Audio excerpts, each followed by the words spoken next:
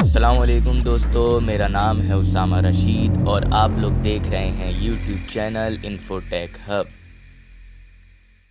اس میں کوئی شک نہیں کہ یہ پوری دنیا کا بنانے والا اور اس دنیا پر حکومت کرنے والا صرف اللہ ہے۔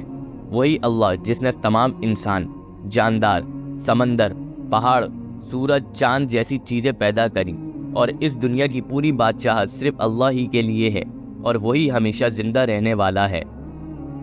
لیکن جو اللہ کو ماننے والے لوگ اس دنیا میں موجود ہیں یا پھر گزر چکے ہیں، ان کے ذہن و گمان میں کبھی نہ آتا ہوگا کہ ہم اللہ کو للکاریں۔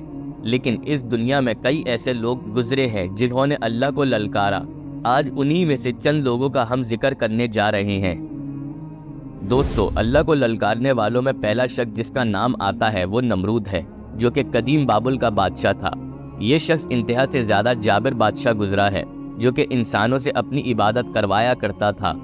جب حضرت ابراہیم علیہ السلام نے اس کو سمجھایا کہ تم جو کر رہے ہو وہ غلط ہے، اس دنیا کا بادشاہ صرف اللہ ہے اور اسی کی عبادت کرو، تو نمرود نے حضرت ابراہیم علیہ السلام سے کہا کہ تیرا رب کیا کرتا ہے جو میں نہیں کر سکتا؟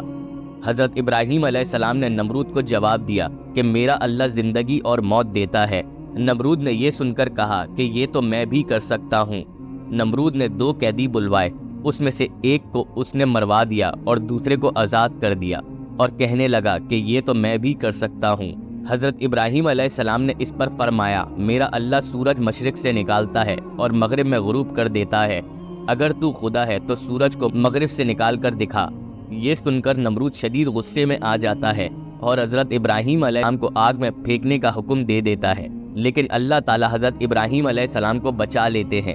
البتہ نمرود کی اس حرکت پر اللہ بہت غضبناک ہوتا ہے اور اس نمرود کے پاس ایک لنگڑا مچھر بھیجتا ہے، جو کہ نمرود کے کان میں گھس جاتا ہے اور اس کے دماغ تک پہنچ جاتا ہے، جس کی وجہ سے نمرود کو شدید تکلیف ہوتی ہے، تو وہ اپنے محل کے درباریوں سے اپنے سر پر جوتیاں پڑواتا ہے، جس سے اس کو راحت ملتی ہے، اور وہ اسی تکلیف میں مہینے تک درد میں مبتلا رہتا ہے۔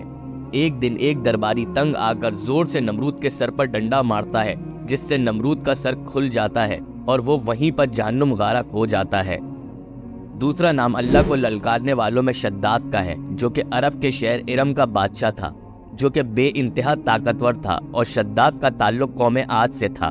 جب اس بادشاہ کی سرکشی بڑھ گئی تو اللہ تعالیٰ نے حضرت ہود علیہ السلام کو اس قوم کی طرف نبی بنا کر بھیجا۔ حضرت ہود علیہ السلام نے شداد کو بہت سمجھایا کہ اللہ کی عبادت کرو، لیکن شداد نہ مانا۔ ایک دن شداد نے کہا، اگر میں اللہ پر ایمان لے آؤں تو مجھے کیا ملے گا؟ تو حضرت ہود علیہ السلام نے فرمایا، جنت۔ شداد نے اس پر سوال کیا کہ جنت کیسی دکھتی ہے؟ حضرت ہود علیہ السلام نے جنت کی پوری تصویر کھینچی۔ یہ سن کر شداد نے کہا کہ یہ میں بھی بنا سکتا ہوں، اور اس نے دنیا بھر سے بہترین کاریگر بلوائے اور جنت بنوانا شروع کر دی۔ اس نے اس جنت میں طرح طرح کی خوشبو لگوائیں، دودھ کی نہریں بچھوائیں، پورے اس شہر میں مخمل کے قالین لگوائے، اور اس شہر کے ستونوں کو سونے سے بنوایا۔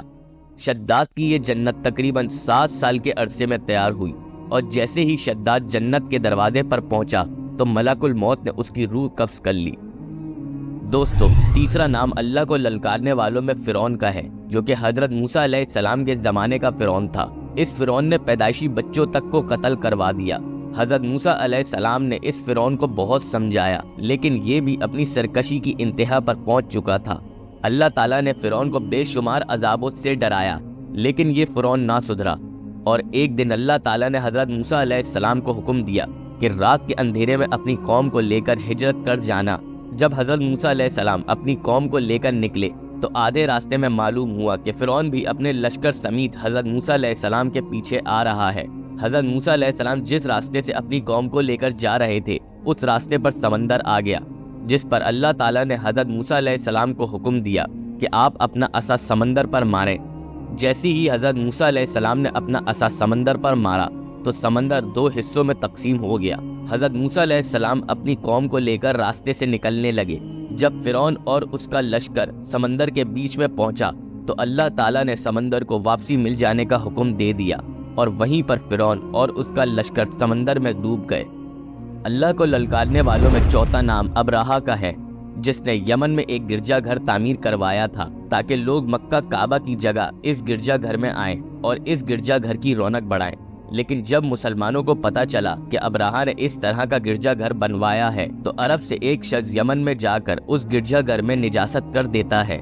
جب ابراہا کو پتہ چلتا ہے کہ عرب کے ایک شخص نے اس طرح کی حرکت کری ہے تو ابراہا اپنا ایک لشکر تیار کرتا ہے اور یمن سے کعبہ کو گرانے کے لیے روانہ ہوتا ہے، لیکن پھر اللہ تعالیٰ عرب والوں کے لیے ایک غیبی مدد بھیجتا ہے۔ دیکھتے ہی دیکھتے آسمانوں پر ابابیل آنا شروع ہو جاتے ہیں جن کی چونچ اور پنجوں میں کنکریاں ہوتی ہیں، اور ایک دم ابابیل چھوٹے چھوٹے کنکر آسمانوں سے پھینکنا شروع کر دیتے ہیں اور ایک ایک کر کے وہ پورا لشکر ہلاک ہو جاتا ہے۔